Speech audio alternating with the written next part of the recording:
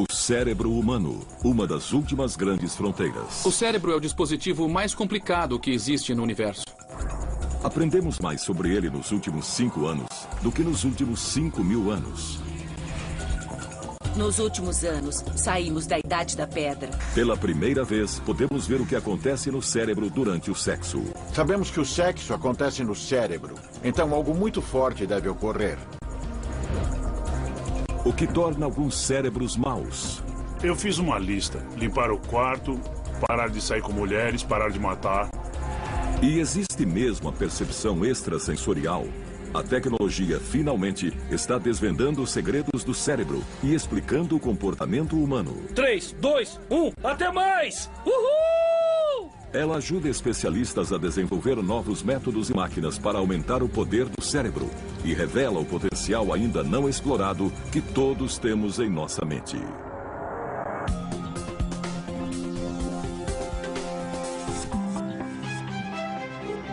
O cérebro.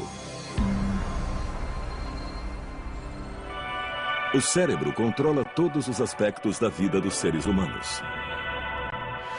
Ao longo da evolução humana, dobrou de tamanho. Pesa menos de 1,5 kg, mas consome 20% do combustível que nosso corpo absorve, gerando energia bastante para manter uma lâmpada acesa. Considere que o cérebro evoluiu como uma casa antiga. Só acrescentamos mais salas, com muitas escadarias e conexões. No porão está a parte mais antiga, o tronco encefálico, que compartilhamos com répteis e outros animais. É o que nos mantém vivos e governa funções vitais como o batimento cardíaco, a respiração, a digestão e a pressão sanguínea, coisas que fazemos sem ter que pensar. Então, a seguir, no primeiro andar, que é mais evoluído, e surgiu centenas de milhares de anos depois, está o sistema límbico. É muito importante no processamento de emoções. Dentro do sistema límbico estão as amígdalas, parecidas com amêndoas, uma em cada metade do cérebro. Embora muito pequenas, são o centro de comando que transmite nossas reações emocionais ao cérebro. Dentre essas, uma das mais simples e fortes é o medo, uma emoção primitiva que todos sentimos. Uma das regiões do cérebro mais relacionadas com o medo seria a amígdala. O melhor lugar para explorar como o medo afeta o cérebro é o Comando de Operações Especiais da Marinha, em San Diego, Califórnia. Os recrutas são treinados para modificar a maneira com que o cérebro reage ao medo. Olha lá! Atenção! Cuidado! Oi! Desde o primeiro dia, introduzimos nossos alunos ao caos absoluto. Opa! Vamos lá! Vamos lá! E eles penam. Quando examinamos erros históricos cometidos no campo de batalha, quase sempre estão associados ao medo ou ao pânico. Então, a capacidade de controlar esses impulsos é extremamente importante. Dos 140 candidatos que iniciam o curso, em média apenas 36 chegam ao final. Esses recrutas parecem mais capazes de adaptar o cérebro às exigências da função. Nem sempre são as pessoas fisicamente mais aptas que chegam ao final. Atletas olímpicos já desistiram do treinamento. E um rapaz magrinho de Nebraska, que veio da roça e nunca tinha visto o mar, conseguiu se graduar. Por que isso? Para responder essa pergunta, a Marinha recorreu à neurociência. Diante do medo, é a amígdala que reage à informação dos nossos sentidos e aciona instintivamente o botão do pânico. A amígdala é uma das regiões mais interconectadas do cérebro, então o que ela faz é enviar sinais a partes do tronco encefálico, que provocam várias reações no organismo. Você começa a suar, seu coração dispara, você pode ficar sem ação ou então sair correndo. Este exercício feito com capuz é parte do sistema de defesa em área restrita e é uma das maneiras de condicionar os recrutas a controlar os sinais da amígdala. Nossos alunos estão cegos e surdos. Nossos instrutores, em seguida, montam um cenário. Então, o capuz é tirado e o aluno tem de reagir. Quando está com aquele capuz, você tem só um momento para refletir e pensar nas situações que podem acontecer. Às vezes, a reação correta é veloz e letal. Atire! Abaixe! Às vezes, não é violenta. Sabe onde tem um posto? A minha gasolina acabou. Sei, é por ali. Ah, é? Obrigado. Nós precisamos tomar decisões num piscar de olhos. São situações de perigo que acontecem num instante. Olha lá! Atenção! No chão, no chão! Cuidado! Isso, assim, isso. Eles tentam apresentar o fato de que o pânico será cada vez menos viável ao longo da sua carreira. Isso, assim, isso. Então, o jeito certo de treinar é expor os alunos a situações assustadoras, para que se acostumem com elas e saibam reagir quando eles as encontrarem. Vai! Constantemente expostos a situações assustadoras, os recrutas aprendem a reprimir o medo que poderia fazê-los reagir de maneira errada e acabar morrendo. Mas como o cérebro deles faz isso? Os cientistas descobriram que, com a evolução humana, outra parte do cérebro, o córtex, também passou a processar o medo. A parte do cérebro que nos torna mais humanos é o córtex frontal. Se a amígdala é o primeiro andar, o córtex é o segundo andar do cérebro. É a camada externa, fina e enrugada do cérebro, dividida em 4 lobos. Se você estender o córtex de um macaco, seria do tamanho de uma folha de papel. Se estendesse o nosso córtex, seria do tamanho de 4 folhas de papel. Grande. E a razão por ser assim, todo enrugado, é porque tudo aquilo faz parte do cérebro. Os lobos frontais compreendem a área logo acima dos olhos e são as mais novas salas do cérebro. Com a evolução humana, os lobos frontais se tornaram o local onde o pensamento consciente e racional é processado. É onde resolvemos problemas. Os lobos frontais são tão interessantes porque são os condutores do cérebro. Eles sincronizam toda a atividade. Os cientistas fizeram um grande avanço na pesquisa sobre o medo quando descobriram que as informações dos nossos sentidos chegam à amígdala com o dobro da velocidade que demoram para chegar aos lobos frontais. A diferença de velocidade dos sinais significa que sabemos reagir instintivamente a uma ameaça. Caso contrário, ficaríamos paralisados de medo, esperando os lobos frontais decidirem a reação correta. Por trás do medo e do pânico está o desconhecido, é não saber o que fazer. O cérebro paralisa, como um animal paralisa quando vê um farol. A amígdala pode mandar sinais de medo muito velozes, mas às vezes estão errados. Você rapidamente percebe que a situação não é de medo e você deixa de senti-lo. Esses sinais muito rápidos da amígdala podem ser controlados de cima para baixo. É onde entra o treinamento da Marinha, ensinando os recrutas a minimizar o delay e gerar reações rápidas e precisas às situações.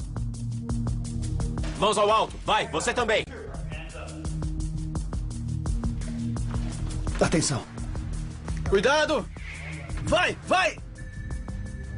Devido ao aumento da demanda por forças especiais, a Marinha continua desenvolvendo técnicas de treinamento cerebral para aumentar a velocidade. Vamos! Estamos aprendendo mais sobre o cérebro hoje do que em qualquer outra época da história, como ele é composto e como funciona. Avanços da neurociência ajudam a Marinha a reformular o treinamento dos recrutas. Continuem passando os comandos.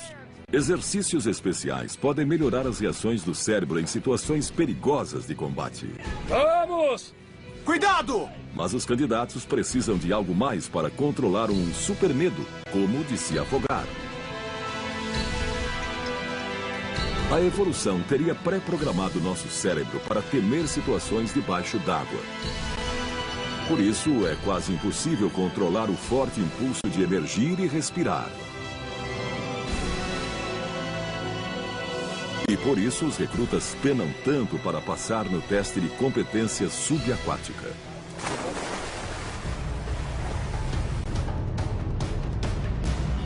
Esse teste é muito importante para a carreira deles. Nós avaliamos como eles lidam com medo debaixo d'água. Existem ameaças controladas e planejadas contra eles lá embaixo. Então vemos como eles reagem. Os alunos passam até 20 minutos debaixo d'água, suportando ataques contínuos de um instrutor contra o equipamento. Metade do tempo eles ficam sem ar. O ar é cortado, os tubos são enrolados em posições difíceis e eles precisam reagir a esses problemas com uma série de procedimentos de emergência. Antes, os recrutas receberam instruções de como desembaraçar o equipamento. Agora precisam segui-las à risca. Mas colocar a teoria na prática não é fácil. Nós mergulhamos e os instrutores começam a nos atacar, a tirar nossa máscara, a criar muito estresse. E eles querem ver como reagimos a esse estresse.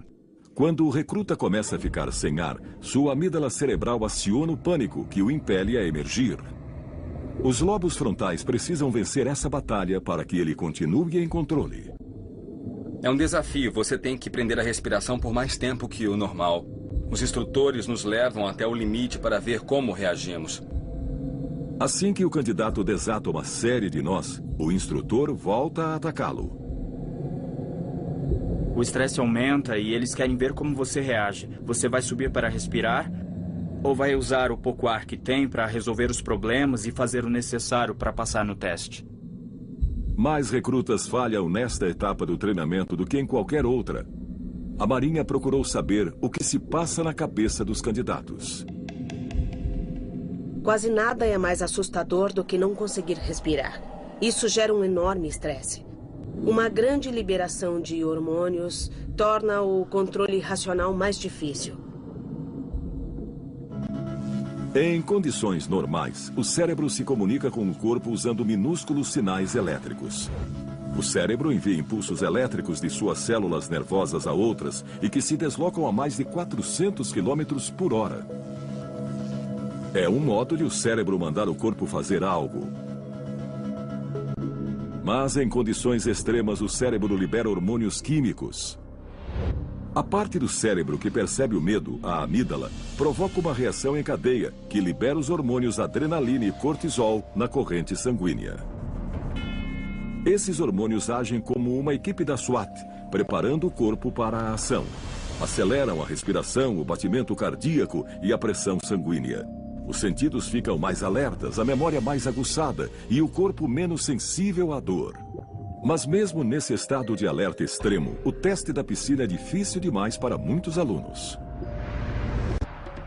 Sua mente está a 1000 por hora. Você vê seus amigos saindo da água. Ou eles passaram ou eles foram reprovados. E você se pergunta, se ele foi reprovado, será que eu vou passar? Sua mente fica a 1000 por hora. O principal é você se concentrar no que você tem que fazer. Finalmente, o aluno termina a série de tarefas. Pode tocar o fundo, emergir para saber do instrutor se passou ou não no teste.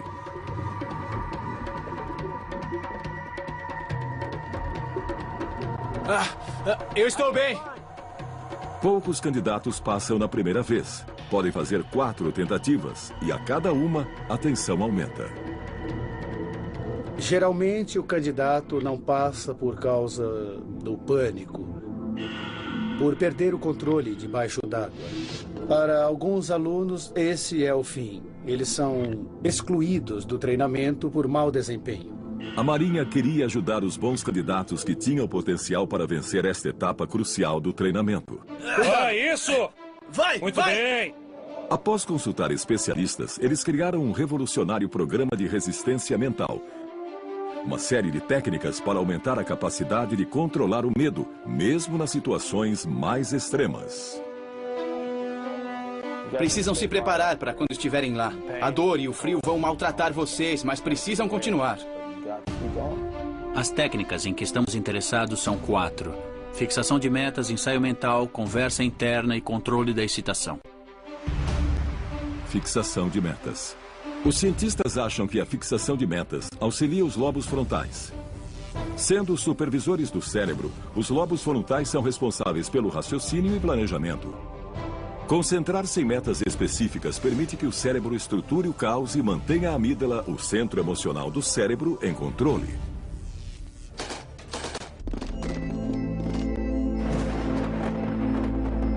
Eu acordava e dizia, vou resistir até o café da manhã. Depois dizia, vou resistir até o almoço. Depois dizia, vou resistir até o final desta tarde.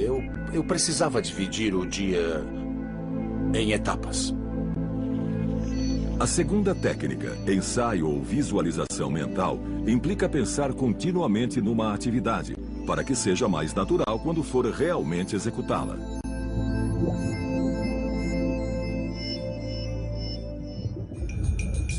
Se você praticar mentalmente, imaginar e ensaiar o que faria em situações estressantes, na próxima vez que enfrentar essas situações de verdade vai ser diferente. Você vai ter uma reação menos abrupta. A terceira técnica, conversa interna, ajuda a focar os pensamentos do recruta.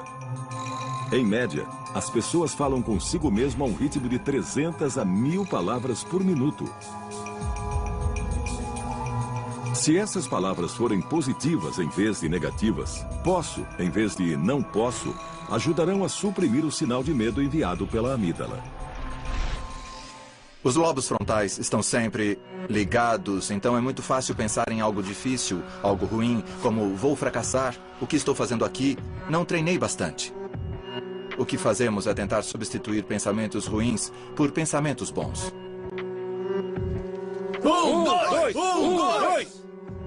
A última técnica, controle da excitação, baseia-se na respiração. Respirar lentamente de propósito combate alguns dos efeitos do pânico. Expirar longamente, em particular, imita o processo de relaxamento do corpo e envia mais oxigênio ao cérebro para que possa funcionar melhor. Respirar é ótimo para se concentrar, mas somente até certo ponto, porque ao reagir ao medo, o cérebro estará acelerado.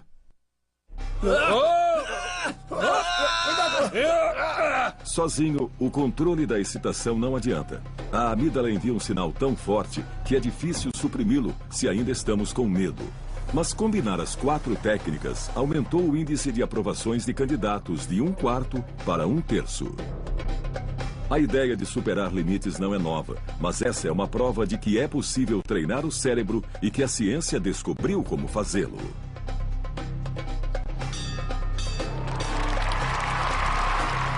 Isso remonta a tradições guerreiras muito antigas, em que eles transcendiam as limitações que pensavam ter. Vai, vai! Muito bem! Agora sou uma pessoa diferente. A autoconfiança aumenta muito. Você vê coisas e faz coisas que nunca teria imaginado antes. Mas não é só no campo de batalha que a neurociência exerce um grande impacto. Também desvenda segredos fascinantes sobre o que acontece entre 4 paredes.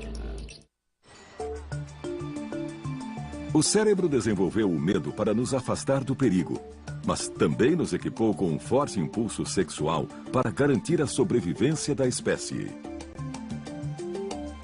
Ter um orgasmo é uma das experiências humanas mais poderosas, então entrar na mente e descobrir exatamente como o cérebro produz esse êxtase avassalador é emocionante. Na Holanda, o neurocientista Gert Hofstede abre novos caminhos para essa pesquisa ao revelar pela primeira vez o que acontece no cérebro de homens e mulheres durante o orgasmo. Há 15 anos não era possível, mas hoje, com as novas tecnologias de imagem, é possível ver o que está acontecendo.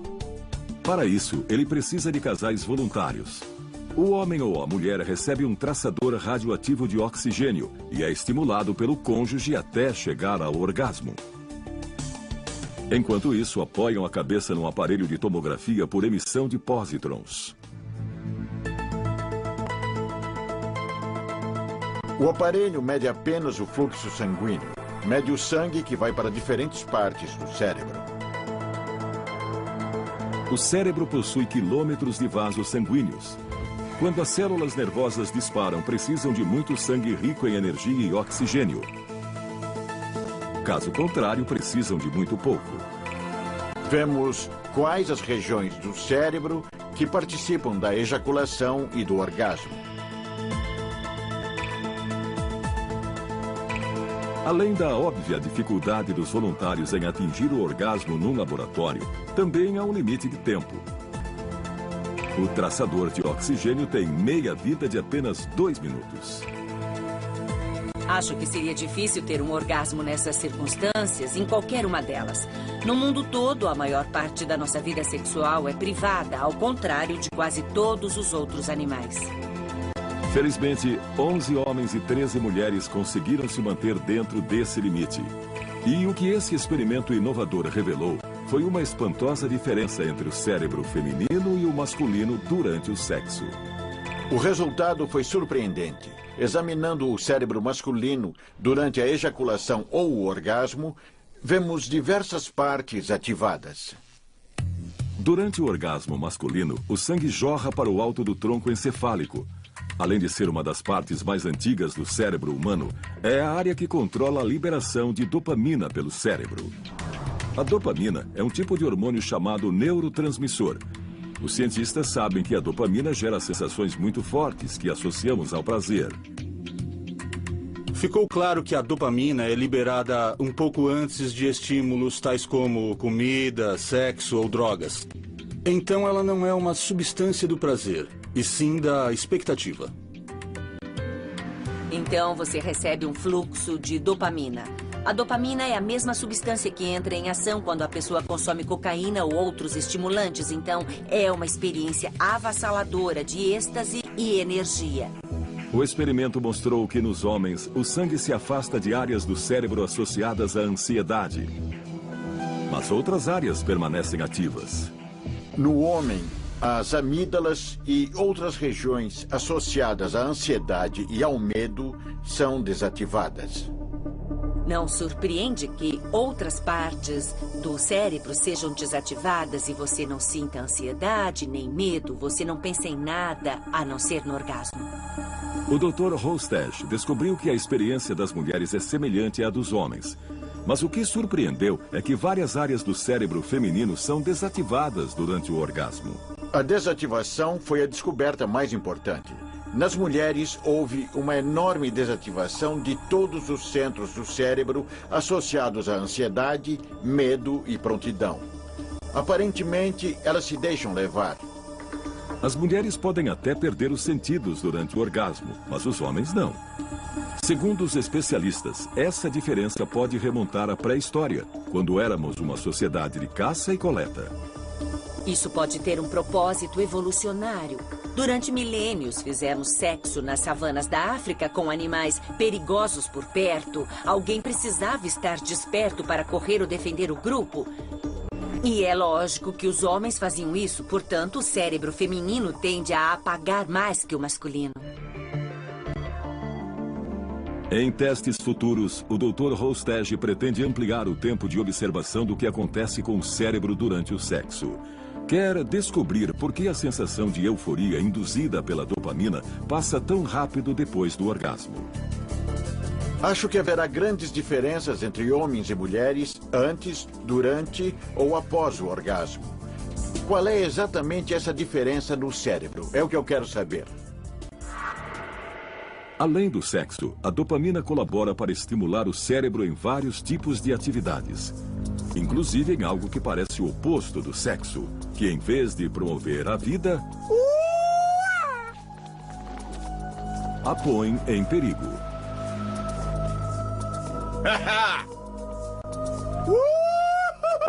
Porque a busca do prazer faz com que praticantes do base jump em Moab, Utah, queiram se atirar de um penhasco. Quase todos os penhascos daqui são extremamente altos e perigosos. Numa escala de 0 a 10, eu daria 8. Erros podem ser fatais. Base jump causa quedas fatais. Quando pulamos de 150 metros, temos 6 segundos para viver. E isso é radical? Pode ter certeza que é muito radical. Todos prontos? E se essa é a emoção máxima para alguns, por que não para todos? Essa emoção é essencial para a nossa felicidade. É uma sensação vibrante dentro de nós que faz com que a vida valha a pena.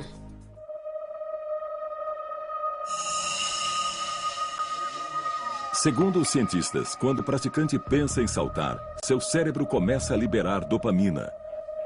Como no sexo, a dopamina cumpre o papel de criar expectativa. Mas, ao contrário do sexo, a amígdala cerebral não se desativa. Em vez disso, envia sinais de medo.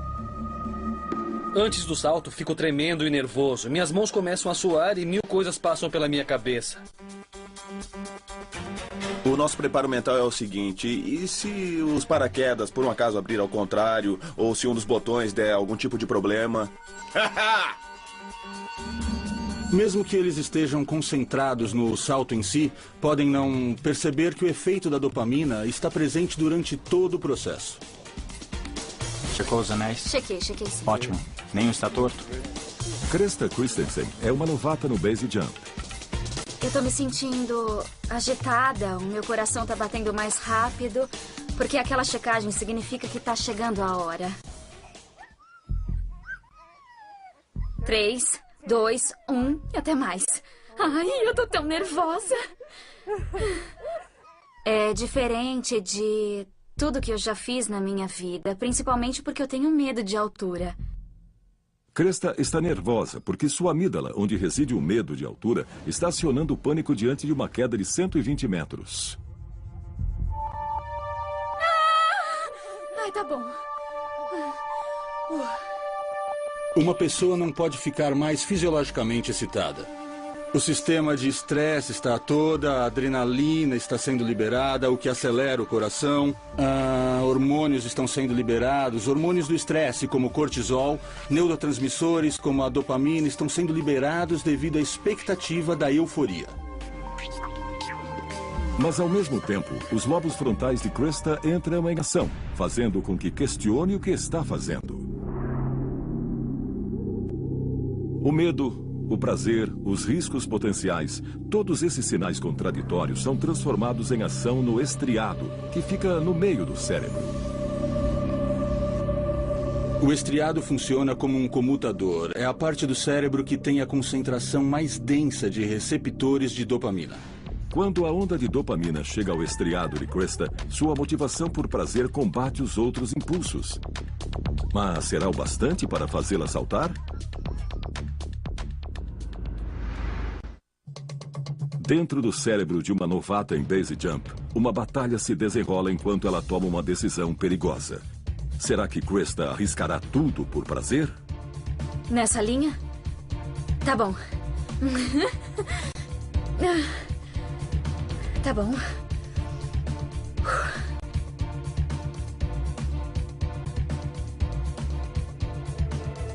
Vai.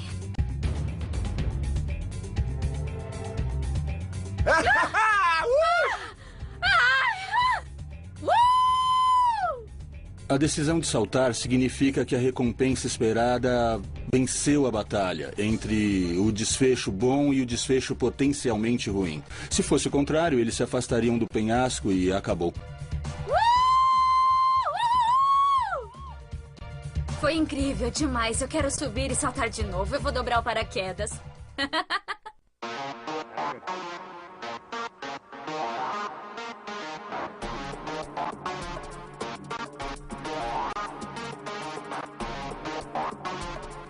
Assim que sobrevivem a um esbarrão com a morte, eles já se preparam para outro. Estão sempre querendo encontrar novos locais, com perigos inéditos e condições mais difíceis. Segundo os cientistas, há um motivo para isso. O que acontece com o cérebro quando ocorrem contatos contínuos como prazer, seja comida, bebida ou até mesmo sexo, é que a dose de dopamina diminui a cada vez. É cada vez menos prazer pelo dinheiro. O que, para caçadores de emoções, significa praticar uma atividade totalmente nova ou correr riscos cada vez maiores com a habitual. A novidade é uma grande estimuladora da dopamina. Então, no caso do base jump, essas duas coisas são combinadas de fato, maximizando a reação de prazer. Por isso, acaba sendo viciante. Os praticantes parecem concordar. Mantendo o esporte novo e diferente, mantemos a emoção. Tem gente que salta uma vez, acha perigoso demais e desiste. Mas a maioria continua e salta pelo menos uma vez por semana ou até mais. Mas pouquíssimas pessoas abraçam o base jump. 3, 2, 1, até mais! Uhul! Segundo os cientistas, temos prazer em correr perigo porque foi necessário para a nossa evolução. Se os seres humanos não tivessem corrido riscos, ainda viveríamos em cavernas. Mas eles querem saber por que alguns se arriscam mais que os outros. Mesmo em situações corriqueiras, como comer num restaurante, há pessoas que sempre pedem a mesma coisa. E outras que pedem um prato novo a cada vez, apostando que vão gostar. Especialistas da Universidade Emory, na Geórgia, acham que o cérebro de algumas pessoas foi pré-programado para apostar e correr riscos maiores do que outras. Eles pediram a voluntários que fizessem apostas. O objetivo é evitar levar um choque no pé. Ai, como isso dói. A cada jogada, o voluntário precisa escolher entre duas opções. Então eu vou tentar a primeira opção, porque eu não quero levar outro choque.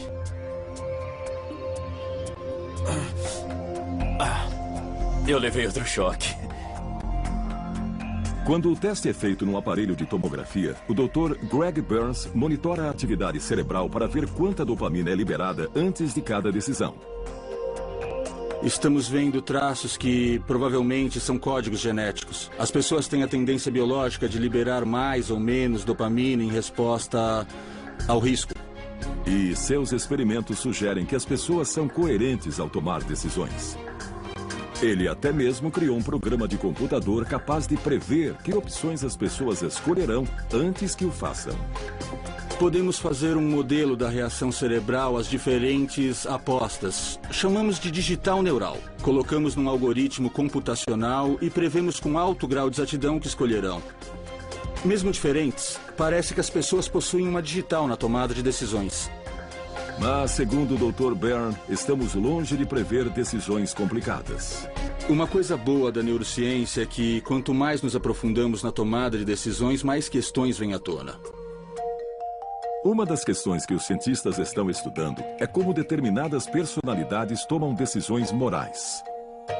Novas descobertas oferecem pistas para entender por que o cérebro de psicopatas permite que sejam cruéis.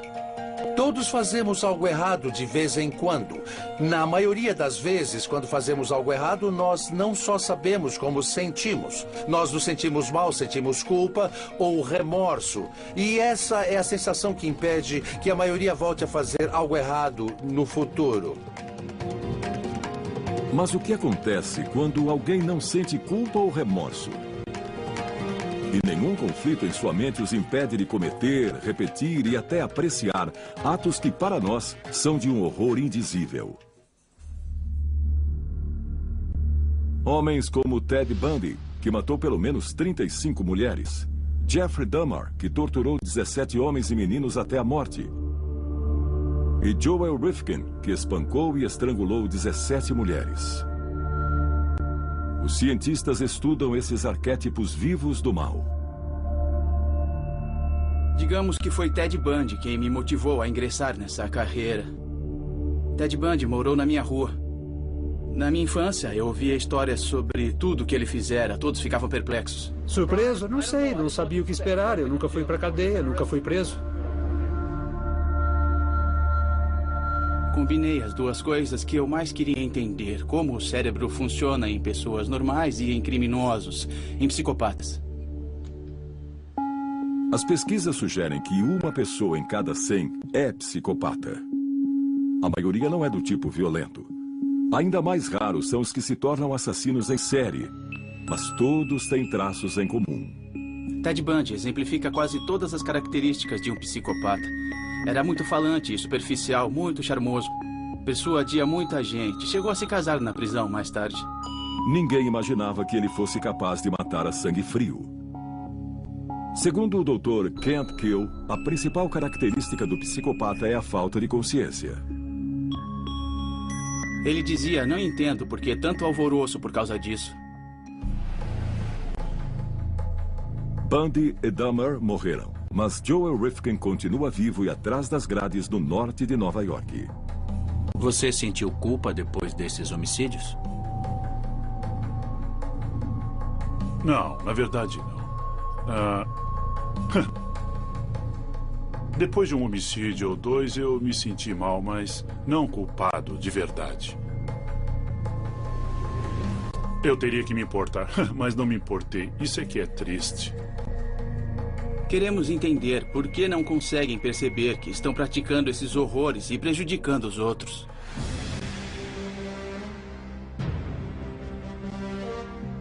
Os cientistas esperam que, examinando o cérebro dos psicopatas, possam finalmente descobrir o motivo dessas distorções. No passado, Joel Rifkin já foi um pobre bebê inocente, com um lindo sorriso no rosto. Não tinha sequer uma gota de maldade, ou será que tinha?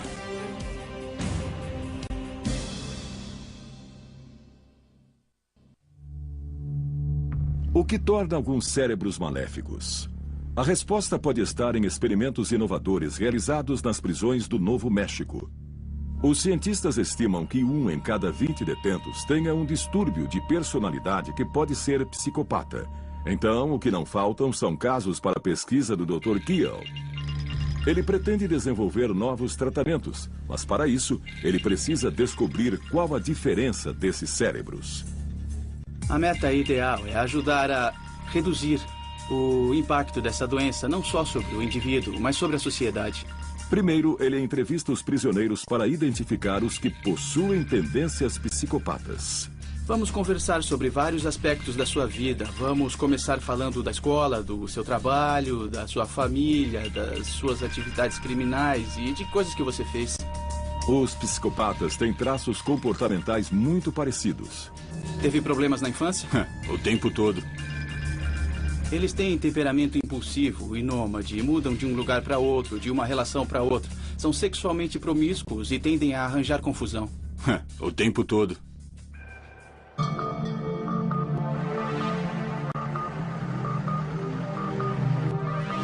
Os pacientes que o Dr. Kiel diagnosticou como psicopatas fizeram tomografia cerebral. No primeiro teste, ele verificou como eles reagiam ao cometer erros. Fizemos tomografias de mais de 300 detentos. Formamos um dos maiores bancos de imagens cerebrais do mundo e, de longe, o maior banco de imagens cerebrais de psicopatas que já foi criado. Bom, este daqui é o ímã. Agora ele está parado, mas vai fazer muito barulho. O aparelho usa campos magnéticos e frequências de rádio para monitorar o fluxo sanguíneo do cérebro, enquanto o detento pensa e reage. Nesse teste você vai ver uma série de X e Ks na tela. Quero que você aperte o primeiro botão com o indicador direito sempre que um X aparecer na sua tela, mas não aperte quando um K aparecer na sua tela, tudo bem? Tudo bem.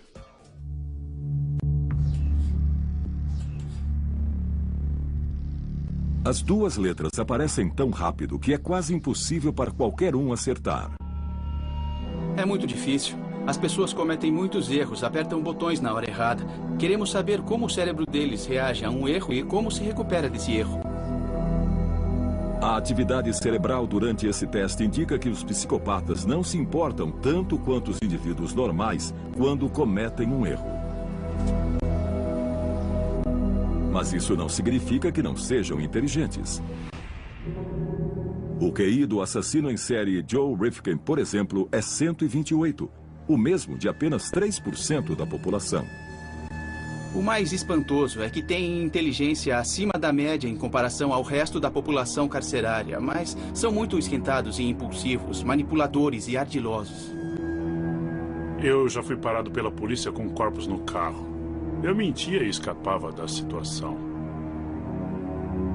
Eu procurava um lugar para desovar os meus pacotes. Me perguntaram por que você está rodando por este bairro. Eu disse, eu me perdi. Como faço para chegar a tal rua? Eu não tinha ideia do que falava, mas estava com um mapa. E era muito convincente.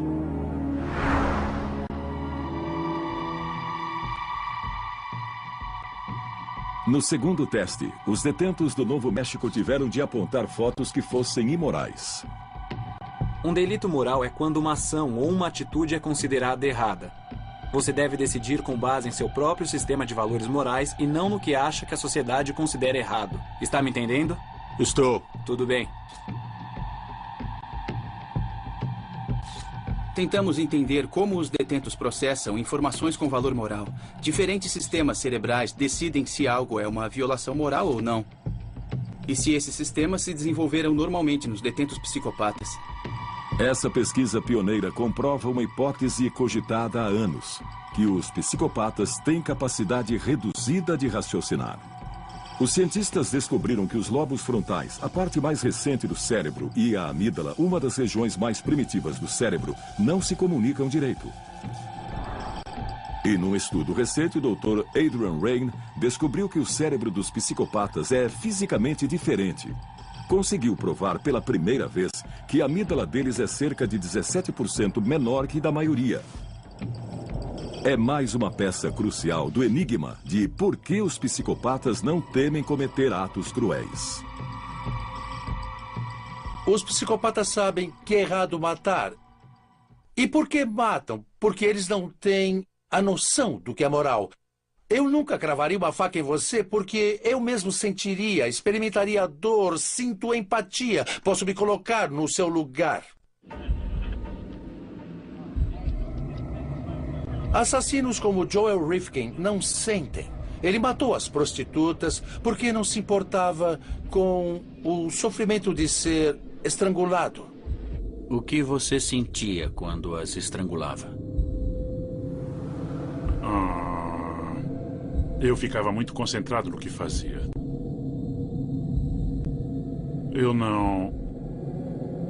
Eu praticamente não pensava em quase mais nada.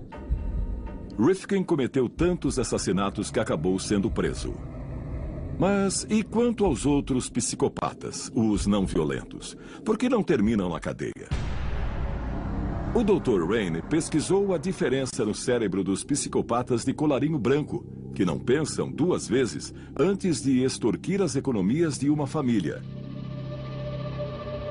Sim, a amígdala cerebral deles é menor, mas se comunica normalmente com os lobos frontais. São menos capazes de sentir empatia, mas têm a capacidade cerebral para mentir e enganar. Os psicopatas de sucesso tinham ótimas funções executivas, ótima capacidade de planejamento, ótima capacidade de ajustar e controlar, boa percepção de si mesmos, ótima reação ao estresse. E essas funções executivas são necessárias para enganar e manipular as pessoas com sucesso. Hoje, os cientistas sabem que o cérebro dos psicopatas é deficiente. Mas então, o que deu errado? Nós acreditamos que a noção do certo e errado é em grande parte pré-programada no cérebro. O cérebro está programado para ser menos moral ou mais moral, dependendo da herança genética e neurobiológica da pessoa. Em outras palavras, depende dos genes e do desenvolvimento do cérebro. Mas segundo o Dr. Raine, essa é apenas metade da explicação. Claro que não podemos descartar o ambiente. É 50% da equação. São como dois lados de uma moeda. É genético e ambiental. Encontrar a sede do bem e do mal no cérebro tem sido um desafio para os cientistas. Mas um mistério ainda maior espera para ser desvendado. A memória. Graças à memória, o cérebro viaja constantemente pelo tempo, trazendo fragmentos do passado para o presente. Essa capacidade é central para a existência humana. A razão de termos memória é para que possamos tomar decisões melhores no futuro. Ou seja, todo o nosso pensamento e nosso planejamento são ditados pela memória. Já entendemos bem o funcionamento de órgãos como o coração, mas os cientistas ainda tentam desvendar o mistério da memória. Um grande avanço ocorreu há 80 anos. Nos anos 20, o neurocientista Carl Lashley ensinou ratos a andar num labirinto. Depois, danificou partes dos cérebros deles para ver onde estava armazenada a memória do labirinto. E o que ele descobriu? Que não estava armazenada em lugar algum. É um sistema em rede e é extremamente complicado. De fato, o sistema é tão complexo que os computadores mais velozes não chegam nem perto da capacidade de armazenamento do cérebro, que os cientistas estimam conter 10 trilhões de bytes de memória. O cérebro é o dispositivo mais complexo que existe no universo. Tem 10 bilhões de células só no córtex, que é a parte externa. E só num pedaço pequeno do córtex, 1 milímetro cúbico, há mais conexões do que estrelas na Via Láctea. Todas essas conexões tornam o cérebro capaz de armazenar e recuperar enormes quantidades de dados de maneiras espantosas. Talvez a mais incrível e radical seja a chamada memória fotográfica ou mnemônica. Quando estudamos visão e memória na neurociência, ficamos fascinados pelos chamados mnemonistas. Eles têm uma memória incomparável. Lembram de tudo o que aconteceu.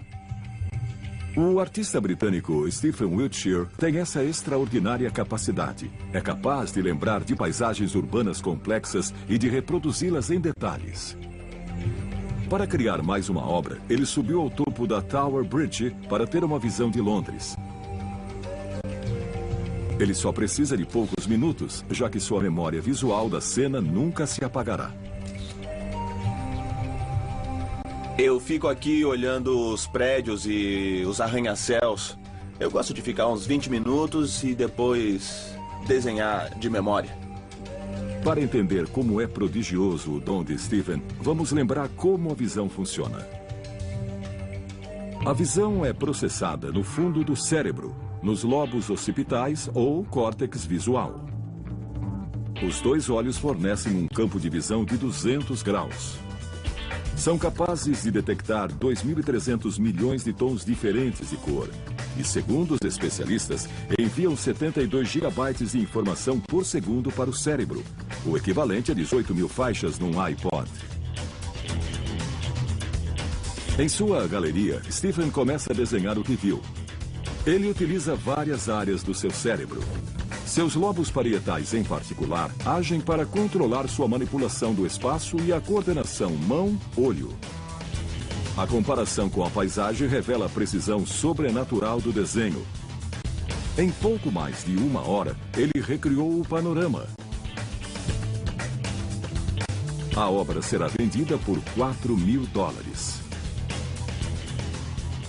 O talento de Stephen é quase sobre-humano. Mas seu dom tem um custo. Ele sofre de síndrome de Savant, ou seja, seu cérebro se desenvolveu de modo diferente. A maioria não tem a capacidade que ele tem porque o cérebro está fazendo milhares de outras coisas. Estamos pensando na carreira, na hipoteca, no futuro, o que comprar no supermercado e assim vai. E, portanto, a rede neural se divide em várias tarefas diferentes. No cérebro de um savant, toda a rede neural está devotada para uma só coisa, como resolver um cubo mágico ou tocar piano. Por isso, ele tem deficiências em outros aspectos da vida, por exemplo, na capacidade de socializar. Gênios como Leonardo da Vinci, Mozart e Monet tinham uma memória incrível e especula-se que também eram autistas.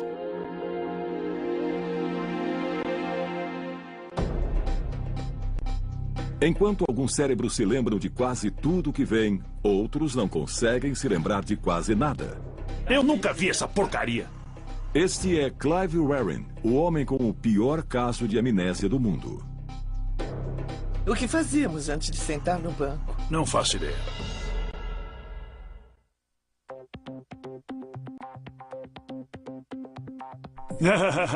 Olá! Clive Warren já viu a mulher Deborah várias vezes hoje, mas sempre que a encontra, parece que a vê pela primeira vez. Clive tem o pior caso de amnésia do mundo. Seu intervalo de memória é de 30 segundos, no máximo. O que fazíamos antes de sentar no banco? Não faço ideia. Sabe que casa é aquela? Não. Você nunca viu? Não.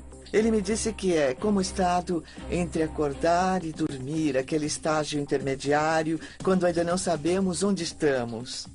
E o que você sabe? O quê? Não sei de nada. Nada? O dia e a noite são iguais. Eu nunca sonhei. Dia e noite são iguais? Um vazio o tempo todo. Clive era um aclamado maestro e musicólogo britânico, até que uma infecção viral se transformou em encefalite. Quando a inflamação aguda diminuiu, seu cérebro tinha sofrido uma séria lesão. Restara-lhe uma memória de curto prazo extremamente limitada. Clive não tem memória alguma de nada que lhe aconteceu desde que a ambulância o levou em março de 1985. E sua memória autobiográfica é tão vaga que quase não existe. Olha aqui. Sabe quem é? Eu não lembro. Veja ele ali. Meu filho. Seu filho, isso mesmo. É Anthony. E esses são os filhos dele. Os filhos dele? É. Eu entendo. E estão bem maiores agora. Embora as memórias estejam espalhadas por todo o cérebro, há uma parte que é a chave para o processo de armazenamento e recuperação, o hipocampo, dentro do sistema límbico. Sabemos disso porque, sem o hipocampo, novas memórias não se formam. Há pelo menos 2 tipos de memória no cérebro. São as memórias de curto e de longo prazo. A memória de curto prazo ocorre quando eu lhe dou meu telefone e você precisa lembrá-lo durante alguns segundos para discá-lo.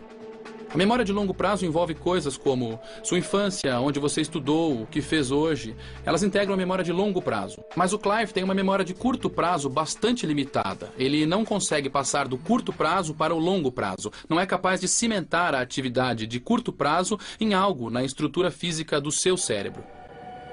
Neurologistas que examinaram Clive encontraram lesões graves em seu hipocampo. E é isso que impede que seu cérebro armazene memórias. Clive Waring sofre de amnésia, tanto anterógrada como retrógrada. Não consegue aprender nada novo. Mas também tem dificuldade em lembrar do passado. A lesão parece afetar sua capacidade de recuperar informações. Veja o que acontece quando a mulher de Clive lhe pergunta qual a profissão do filho deles. Você sabe o que o Anthony faz? Qual é a sua profissão? Não. É engenheiro eletrônico. Ah, é? É. E sabe o que ele projeta? Não. Tente adivinhar. Eu não faço ideia. Sinto muito. Motores de carro. Motores de carro? É, motores elétricos. Olha, que ótima ideia. É. Não tem os gases nocivos do motor a gasolina. Isso mesmo, Aquela não foi tem. uma ideia muito desastrosa. Foi mesmo. Muito. Foi. Você conhece alguém que projeta motores elétricos para carros? Não. Não conhece ninguém? Não. Seu filho faz. Ah, sei. É, ele faz. E ele tem sua própria empresa. Ah, muito bem. É.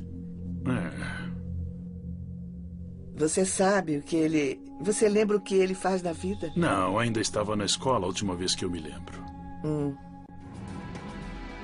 Clive é um caso tão especial porque, embora não lembre detalhes sobre sua família, consegue recordar outras coisas. O fato de sua linguagem estar tão preservada e ele ser articulado significa que a memória associada tanto à fala quanto à construção de palavras está separada da memória episódica, o que ele fez, os fatos sobre sua vida. Tipos diferentes de memória estão armazenados em locais diferentes do cérebro. Segundo os especialistas, a memória da linguagem pode residir num dos lobos temporais, responsável pelo som e pela fala, no lado esquerdo do cérebro. O mais incrível é que Clive ainda consegue tocar piano. Sua memória dos procedimentos para tocar piano do lado direito do cérebro está intacta.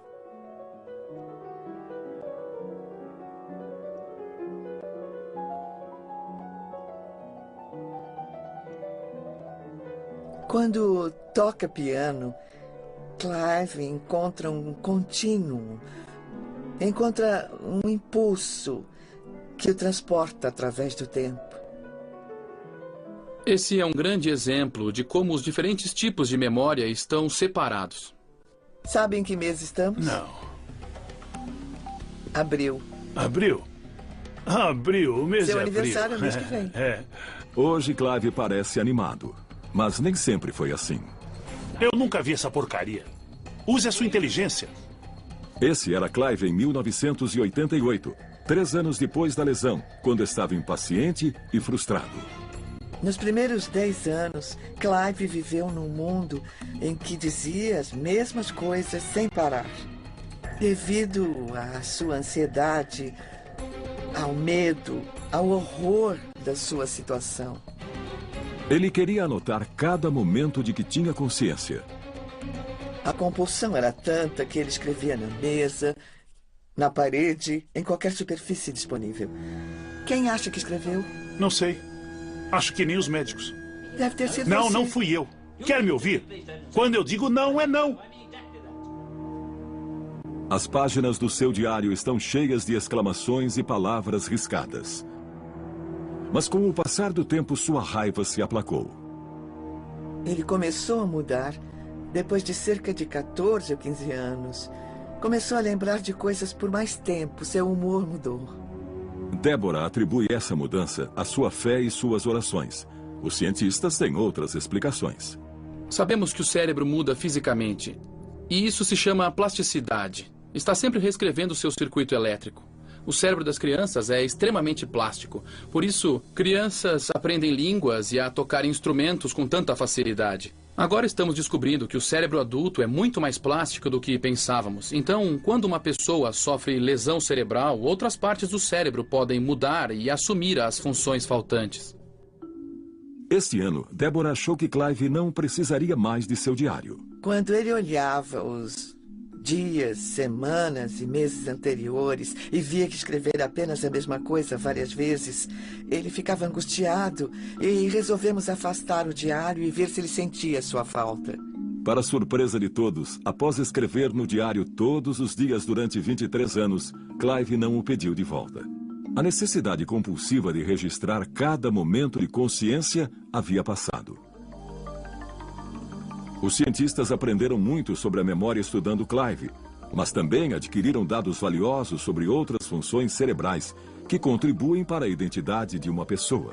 Muitos dizem que a memória nos torna quem somos, mas acabei descobrindo que isso é um grande erro. A personalidade de Clive, graças a Deus, está intacta. Quer um café? Ah, sim, eu quero. Seria ótimo. Eu sabia que gostaria. Ele é engraçado e muito compassivo. Vamos, me leve para o paraíso. Ele não sabe nada a seu respeito, mas ele é quem ele é. É o mesmo Clive. Quanto mais aprendemos sobre o cérebro, mais entendemos como é decisivo em todos os aspectos da nossa vida, inclusive nos esportes profissionais. A performance no esporte depende do cérebro. Não era assim no passado. Durante toda a história do esporte, não se ligava para o cérebro. O atleta era considerado bom se tinha boa definição muscular e era bem coordenado. Nos últimos 10 anos, descobrimos que 50% da performance nos esportes, e às vezes o mais importante, da performance de elite, estão ligados ao cérebro. Hoje, os atletas perceberam o quanto o cérebro é importante para o desempenho no campo. 90% é mental, é um jogo bem difícil, sabe? Temos que ter controle na mente para poder jogá-lo bem. Mas como o cérebro melhora o desempenho? Quase todos os esportes são dinâmicos e exigem que as decisões sejam tomadas em milissegundos. E se você errar por uma pequena porcentagem, perde a chance. Se por 1/10 de segundo você vacilar, você erra a cesta. É essa pequena diferença entre o atleta excelente e o bom. Basicamente, é uma questão de coordenação mão-olho e treino, muito treino. E o melhor lugar para observar isso é no Cirque du Soleil, onde os artistas treinam constantemente.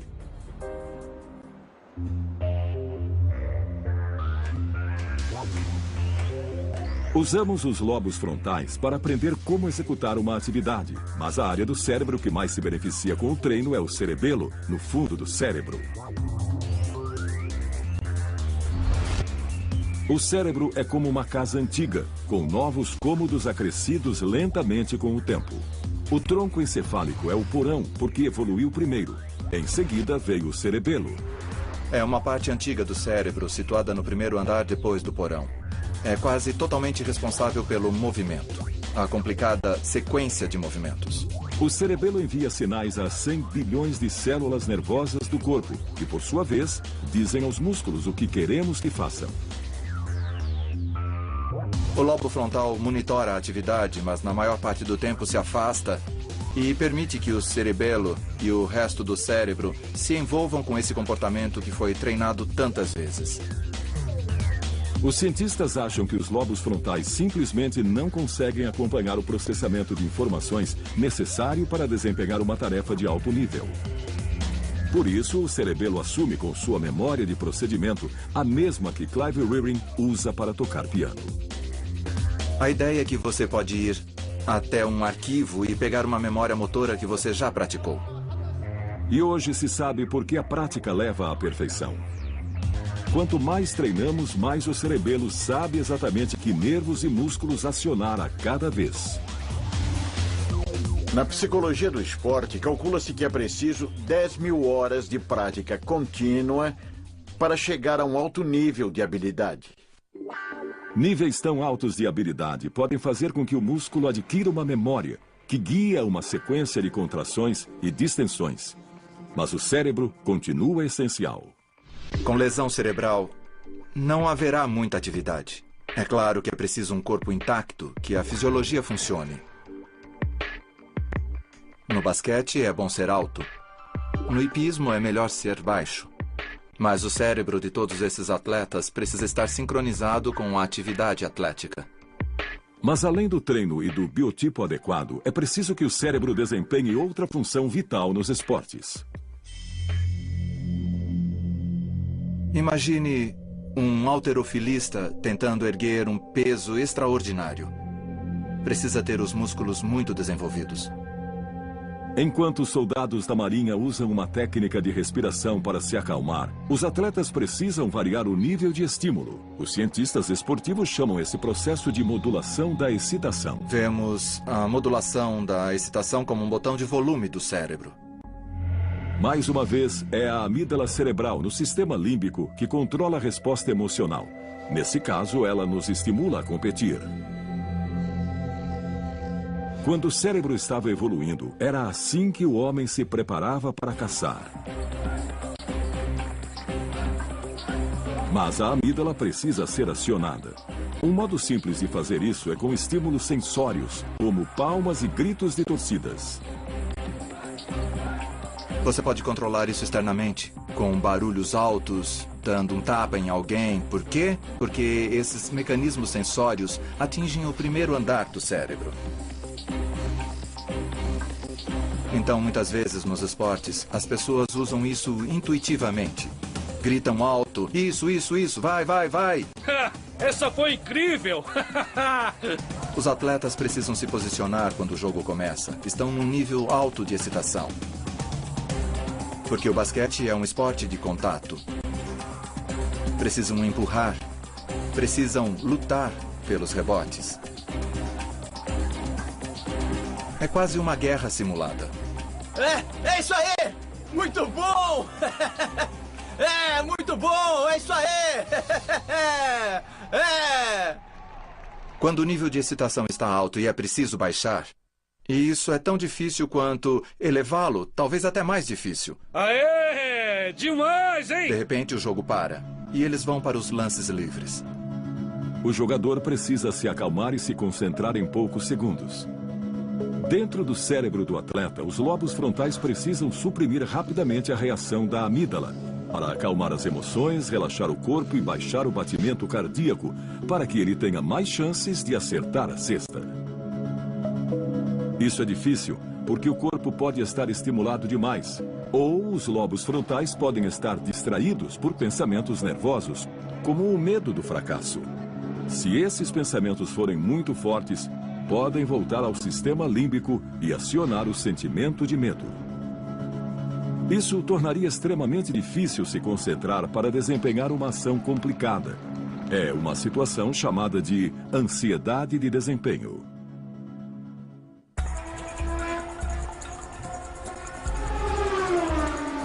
A ansiedade de desempenho é a grande culpada pelo baixo desempenho esportivo. E o atleta de sucesso a controla totalmente. Fique longe da linha branca. É difícil baixar o batimento cardíaco, focar e se concentrar no que você precisa fazer, porque é tudo tão caótico que você só quer correr o máximo possível. Mas é preciso relaxar e tentar ficar frio. Fique longe da linha branca, Graham. Fique longe da linha branca. Se errar, as consequências podem ser fatais. Se você perder a concentração por um segundo sequer, pode acontecer um acidente. A velocidade pode chegar a 370 km por hora. A essa velocidade, tudo pode acontecer. Quando você bate no muro, bate forte.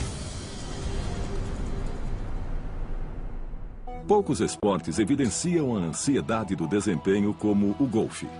As pessoas adoram golfe porque vemos um grande campeão errar uma tacada curta na final de um torneio importante e perder centenas de milhares de dólares. A tacada curta requer um volume muito baixo de atividade. É um pequeno movimento motor. Os lobos frontais deveriam estar desligados. Sabemos que Tiger Woods é capaz disso porque já o fez muitas vezes.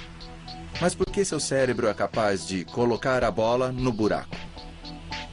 É isso aí, Tiger! Bora ver! Demais, hein? É isso aí! Muito bom! Essa foi incrível! Muito bom! É isso aí!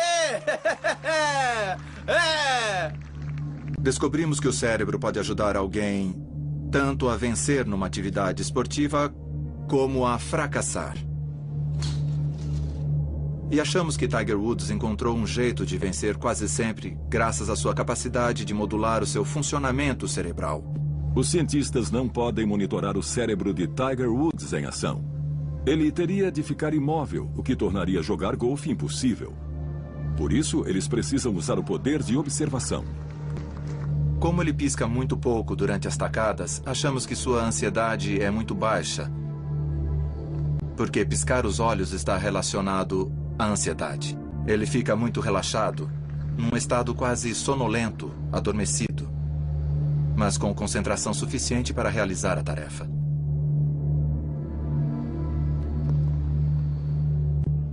Atletas chamam essa sensação especial de entrar na zona, quando seus movimentos parecem fluir sem esforço consciente. É a combinação suprema de prática envolvendo o cerebelo, concentração dos lobos frontais e baixa ansiedade da amígdala cerebral, no sistema límbico. É realmente difícil entrar nessa zona. Eu acho que se eu conseguir controlar a minha respiração, se eu conseguir torná-la mais lenta, conseguirei desacelerar o meu coração. Quando isso acontece, eu fico totalmente consciente de tudo e os 5 sentidos agem da melhor maneira possível. Segundo os cientistas, o cérebro se concentra tanto que consegue bloquear ou ignorar qualquer dado irrelevante. Cérebro e corpo começam a agir em perfeita sincronia. Não apenas os atletas, mas todas as pessoas querem entrar nessa zona. É uma coisa tão admirável conseguir focar todo o cérebro em uma só tarefa que, quando você faz isso, coisas incríveis acontecem. Você pensa e toma decisões com maior clareza. Quando estou nesse momento, tudo ao meu redor se torna lento e eu posso controlar o que eu penso, o que eu vejo, quais pensamentos entram na minha mente. E é isso que me dá a maior chance de sucesso. Esse pode ser o modo máximo de controle do cérebro sobre o corpo. Mas para alguns, a capacidade do cérebro vai mais além. Fui puxado para cá. É a ideia de que o cérebro tem um 6º sentido. Tá me dizendo para falar ou de Staten Island? É onde eu moro. Certo, eu vou te dizer exatamente o que ele tá me mostrando. Você passa por uma ponte, por um pedágio e pega a primeira estrada à esquerda. Eu moro. Tá certo.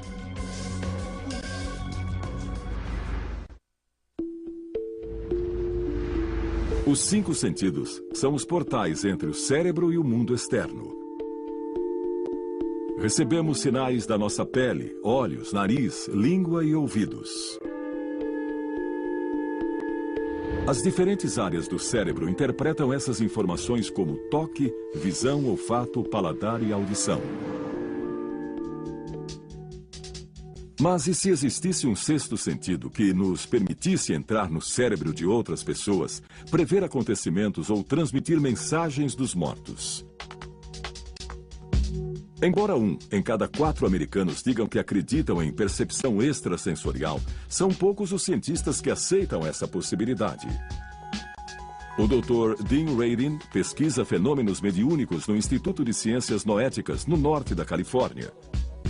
Sua teoria é de que o cérebro humano pode ter capacidades extrasensoriais, embora demos outro nome. As pessoas costumam falar em intuição e costuma se manifestar enquanto a pessoa dirige. Temos a sensação de que algo está errado em certa curva e frequentemente um carro está vindo daquela direção. E nós aprendemos a prestar atenção na intuição. É como se a atenção avançasse alguns segundos para o futuro. Outra coisa é a sensação de ser observado, que costuma ser muito frequente.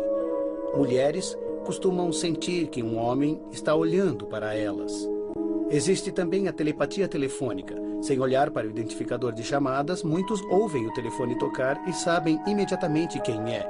Isso não é só quando é alguém que liga sempre, mas quando é alguém diferente. Então, por esses meios que esse sentido se manifesta no dia a dia. Afaste a mão um pouco. Isso. É um sinal muito bom. Muito bom. Acho que estamos prontos.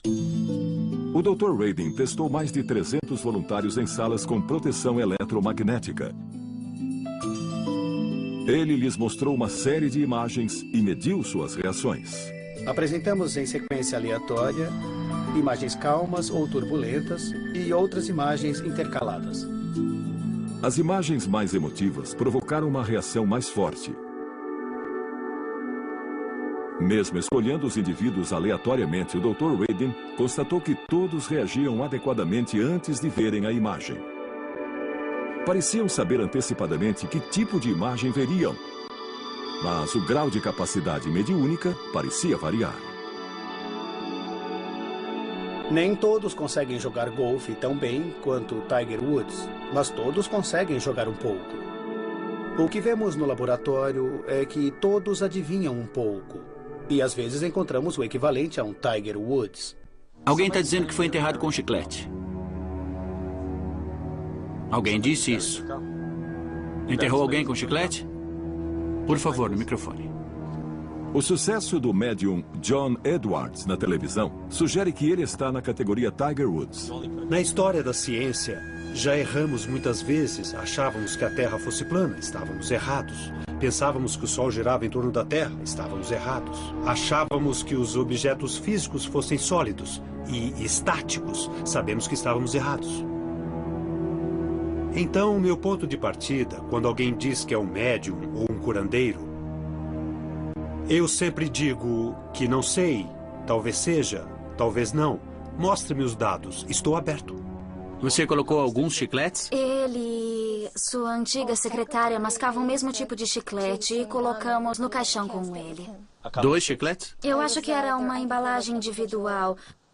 Acho que era a bazuca que vem com os quadrinhos. É isso que eu estou sentindo. Era uma figura paterna para você. É o meu pai. E você ainda encontra a assistente dele? Ele quer que você brinque com ela. Tipo, ela não podia ter colocado mais? Ou o pacote todo? Nós podemos dizer que geralmente os médiuns procedem tentando conseguir pouco a pouco o máximo de informações. Estou sentindo que ele já havia morrido. Já. É isso? Já. Não porque a comunicação seja fragmentada, mas porque ele só consegue pegar pedacinhos. É como quando a conexão do celular está ruim e só conseguimos ouvir pedaços do que estão falando. Muitos perguntam onde estão eles, como faz isso? Eu digo, onde fica a internet? É um lugar que existe, mas não dá para ir lá fisicamente. É preciso ter um condutor de algum tipo de conexão. É preciso estar conectado de alguma maneira. Alguém está com uma rã de plástico? Foi puxado para cá. Vocês aí estão a salvo, vocês aqui, não. Quando faço um evento, eu sou puxado para um lugar na sala, para um grupo específico.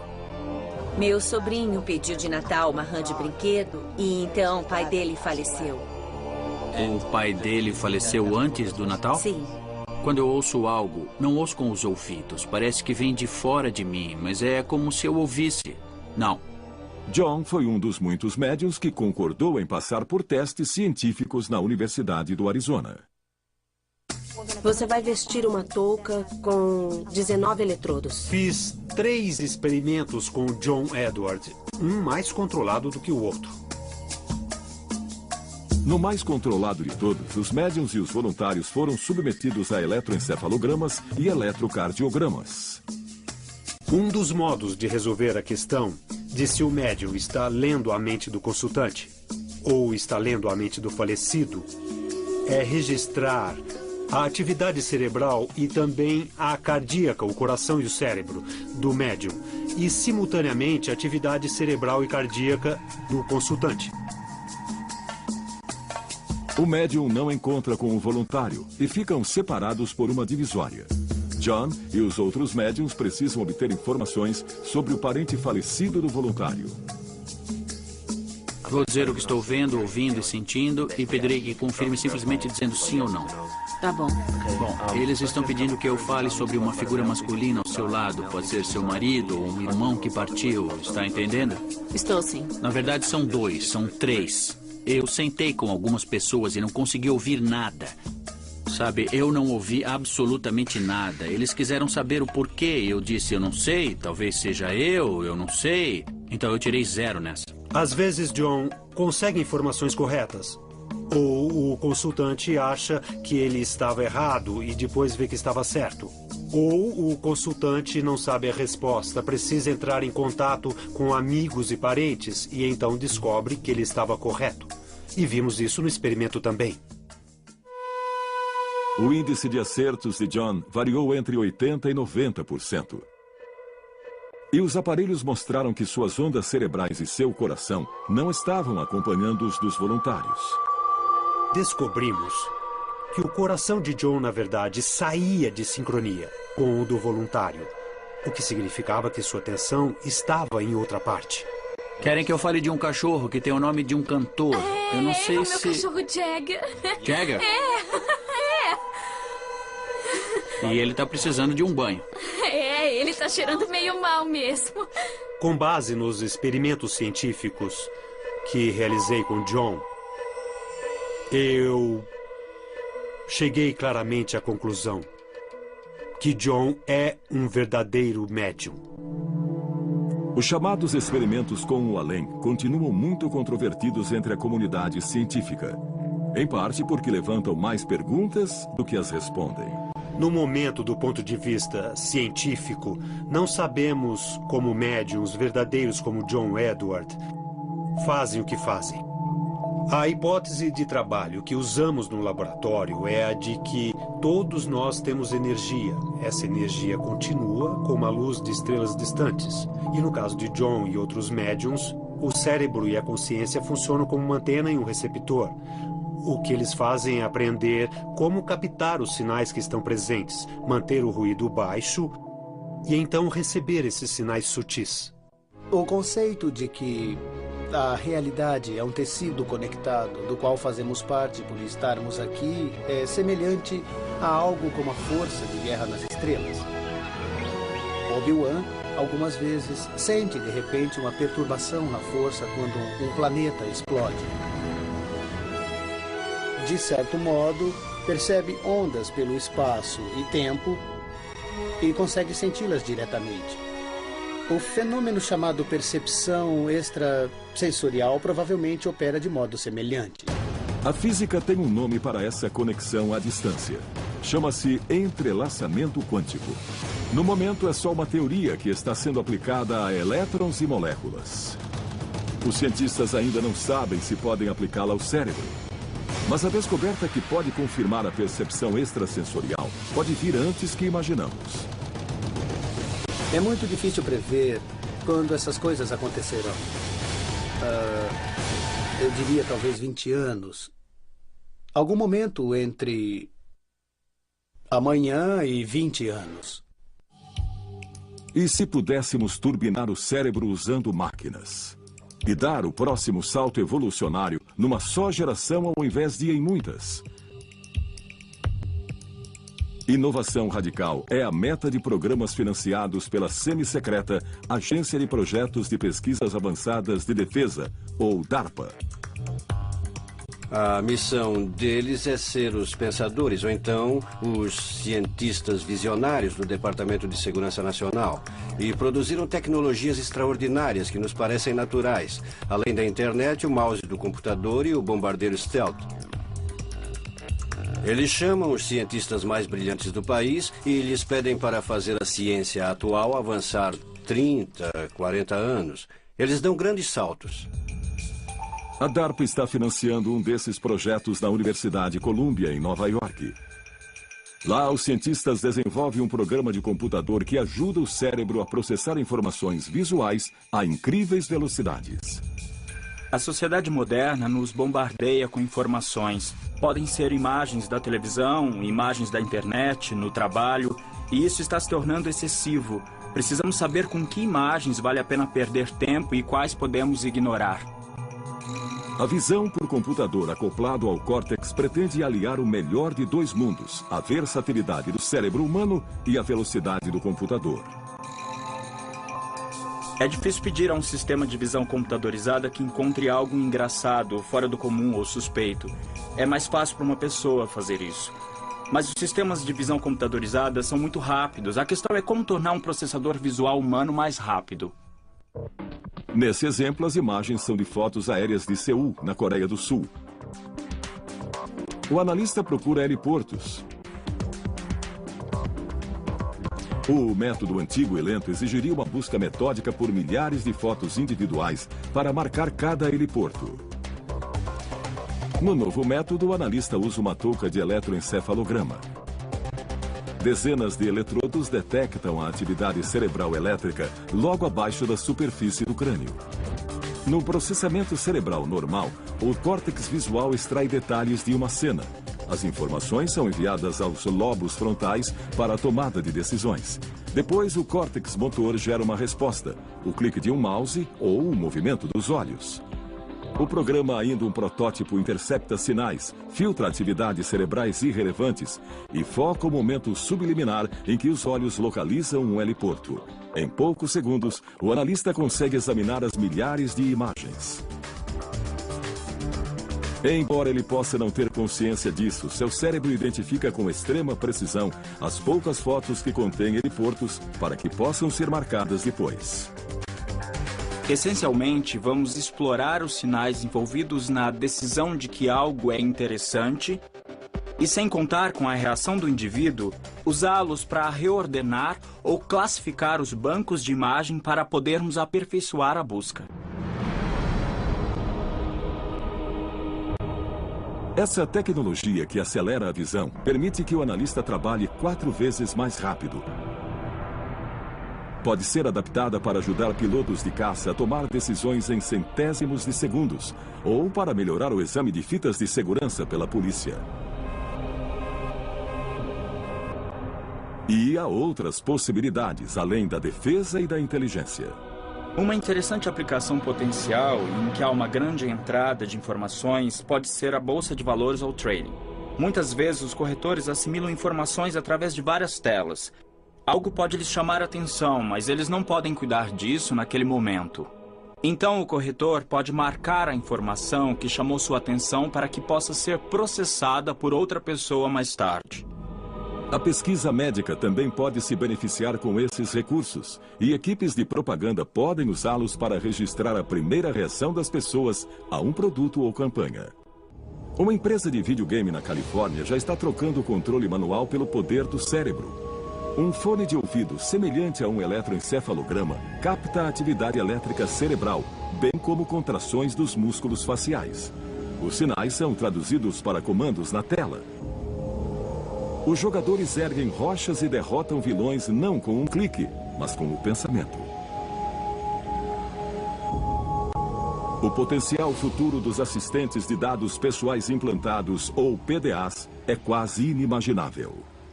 Com a idade, nos preocupamos com nossa capacidade de lembrar de nomes e rostos. Encontraremos maneiras de compensar essa perda da memória que evoluiu naturalmente. No futuro, teremos aparelhos que farão isso para nós. Acho que acabaremos tendo um Facebook na cabeça. Nesse ponto, será muito difícil saber onde nós terminamos e onde a tecnologia começa. Na Universidade de Duke, na Carolina do Norte, os neurocientistas já estão dando esse próximo passo. Implantaram eletrodos no cérebro de um macaco e isolaram os sinais relacionados a andar. Durante um experimento recente, um macaco andou numa esteira enquanto sua atividade cerebral foi enviada pela internet ao Japão, para controlar instantaneamente a marcha de um robô humanoide. O macaco ganhou petiscos por fazer o robô andar. Depois, a esteira foi desligada. Querendo ganhar mais petiscos, o macaco manteve o robô andando, usando apenas seus pensamentos. E houve um avanço semelhante na Universidade de Pittsburgh, na Pensilvânia. Macacos equipados com pequenos sensores no cérebro aprenderam a controlar um braço mecânico e a usá-lo para pegar petiscos. As implicações para a medicina serão tremendas. Para as pessoas amputadas, para os tetraplégicos, terão a capacidade de movimentar braços e pernas robóticos e assim poderão interagir com o ambiente como não haviam podido fazer antes. Pode haver esperança no futuro para alguém como Clive Warren, cuja lesão cerebral não permite que processe novas memórias? Eu não me lembro de sentar neste banco. É novidade para mim. Pesquisas hoje feitas com ratos podem criar um dia um hipocampo sintético para humanos. Se pudermos fazer isso em teoria, poderemos de fato introduzir novas memórias instantaneamente, como fazemos todos os dias com chips de computadores. Que tal se, em vez de demorar meses e meses para aprender uma nova língua, pudéssemos baixar um dicionário básico do idioma, ou se, estando a primeira vez no lugar, em vez de ter de carregar o guia turístico, aquele livro incômodo, e parar no meio da calçada toda hora para ver onde estamos indo, baixar um mapa rudimentar no nosso cérebro da nova cidade que estamos visitando e dos monumentos que vamos conhecer. Drogas sendo desenvolvidas para soldados permitirão que permaneçam acordados por 2 ou 3 dias sem nenhum efeito nocivo. Uma nova classe de remédios, chamados ampaquines, ajuda o neurotransmissor glutamato a agir melhor no cérebro cansado, melhorando assim a memória, o aprendizado e a cognição. Esses remédios podem um dia ser usados no cotidiano. A falta de sono geralmente significa tendência para cometer erros. Acho que poderemos resolver esse problema. Pessoas que precisam trabalhar a noite toda poderão dispensar o sono e funcionar muito bem, assim como alunos estudando para exames e pessoas que precisam cruzar fusos horários como parte de seu trabalho. No futuro próximo, os cientistas esperam aperfeiçoar tomógrafos cerebrais portáteis. Diodos emissores de luz instalados numa faixa lançarão luz nos lobos frontais para detectar a atividade cerebral. Essa informação seguirá para uma unidade do tamanho de um baralho. Em vez de deitar num enorme aparelho de ressonância magnética, os usuários poderão saber o que aconteceu em seu cérebro quando, por exemplo, praticam esportes. Poderemos examinar o cérebro de superatletas como Federer, ou Agassi, ou Tiger Woods, e ver que não são necessariamente diferentes anatomicamente, mas funcionalmente são diferentes na maneira com que processam informações. A segunda aplicação é que poderemos usar essa nova tecnologia para ajudar os atletas a desempenhar melhor até a sua capacidade. Essa tecnologia de imagens ainda está engatinhando. É usada amplamente há menos de 20 anos, comparado com os mais de 100 anos do raio-x. Mas seu limite é a nossa imaginação. As imagens do cérebro que obtemos hoje são incríveis, mas ainda rústicas. Não são tão nítidas. Hoje estão dizendo, não seria ótimo se conseguíssemos imagens do cérebro mais refinadas, mais nítidas, mais profundas, mesmo a nível molecular? É a próxima fronteira dessa tecnologia. Já sabemos bastante sobre o cérebro, mas ainda resta muito a descobrir. Ainda há muitas questões em aberto sobre o cérebro e são surpreendentemente simples. Como a memória é armazenada? Como ela é reconstruída? Por que o cérebro dorme e sonha? O que é a inteligência? Por que as pessoas têm dons e talentos diferentes? Como nós percebemos o mundo? Como o cérebro representa o tempo? O que é a consciência?